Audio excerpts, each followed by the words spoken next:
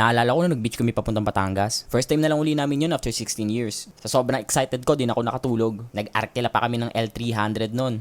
Nung nabiyahe na kami, tarantado ang lakas ng ulan. Nag-message kay ate yung binook namin beach sa Calatagan na di na daw sila open. Pakawalang hiya, meron pa ng bagyo. Di nag-decide kami maghanap ng ibang walk-in beach. May nahanap naman kami. Kaso yung buhangin nila doon, bato-bato. Kaya nag-search ulit kami sa Google Maps. Pagdating namin doon sa pin location, nagtataka kami, bakit gubat? Di bumaba kami ni ate para hanapin yung beach. Maputik yung daanan, kaya nagpaa si ate. Habang naglalakad kami, syempre may halong kaba. Yung mga tao ba naman doon may dalang itak? Di namin alam, nag-i-hysterical na pala sila mama sa sasakyan. Halos 15 minutes na pala kami naglalakad ni ate. Yung bunso namin doon nasa acceptance stage na. Para daw din na siya masaktan. Tarantado, pinatay ba naman agad kami? In the end, hindi namin hanap yung beach, kaya nag-splash island na lang kami.